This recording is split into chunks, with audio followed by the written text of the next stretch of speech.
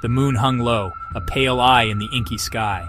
It cast long, distorted shadows across the overgrown lawns of Blackwood Manor. The Victorian mansion loomed, a silhouette of decay against the moon's faint glow. Its windows, like vacant eyes, stared out from beneath a veil of clinging ivy. Cracked stone and peeling paint whispered tales of forgotten grandeur and hinted at the secrets hidden within.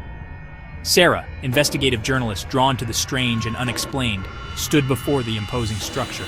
Her breath plumed out in the night air, a stark contrast to the stillness of the house. A shiver ran down her spine, a primal warning she chose to ignore. She clutched her voice recorder tighter, its metallic coolness a small comfort in the face of the unknown.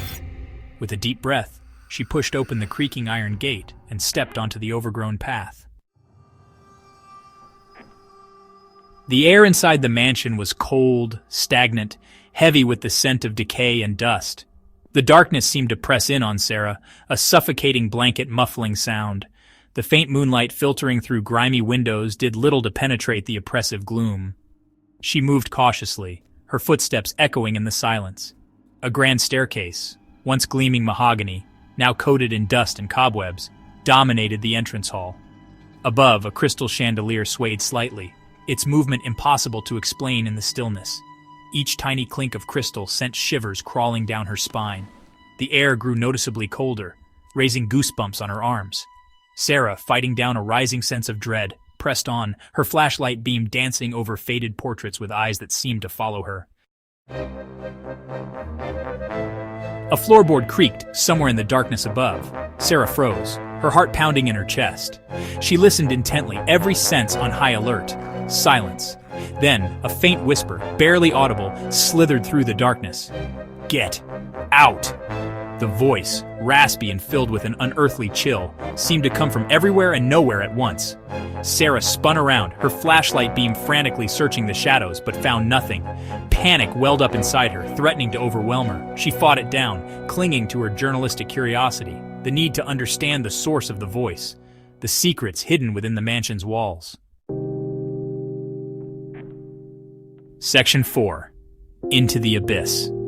The whispers led Sarah to a narrow, cobweb-draped doorway hidden beneath the grand staircase. It emanated a palpable coldness, a promise of something sinister lying beyond. Taking a deep breath, she pushed the door open, revealing a set of rickety wooden stairs descending into inky blackness. The air grew thick with the smell of damp earth and something else, something ancient and vaguely disturbing. Sarah's hand trembled as she reached for her flashlight, its beam a fragile beacon in the suffocating darkness. Each step down the creaking stairs was an effort of will. The air grew colder, heavier, pressing down on her with an almost physical weight.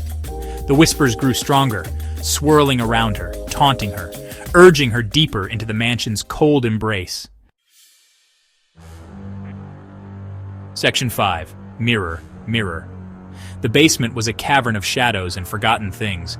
Dusty furniture loomed in the darkness, their shapes distorted by the shifting shadows. At the far end of the room, a tall, ornate mirror stood against the wall, its surface cracked and clouded with age. Sarah, drawn by an unseen force, approached it slowly. As she peered into the mirror's depths, a figure coalesced in the fractured reflection. It was her, yet not her. Her eyes were wide with terror, her face a mask of fear. And then the reflection smiled, a chilling, grotesque distortion of her own features. The whispers reached a crescendo, filling the basement with their unearthly chorus. Sarah stumbled back, her scream echoing through the darkness as the figure in the mirror reached out, its long, skeletal fingers scrabbling against the glass.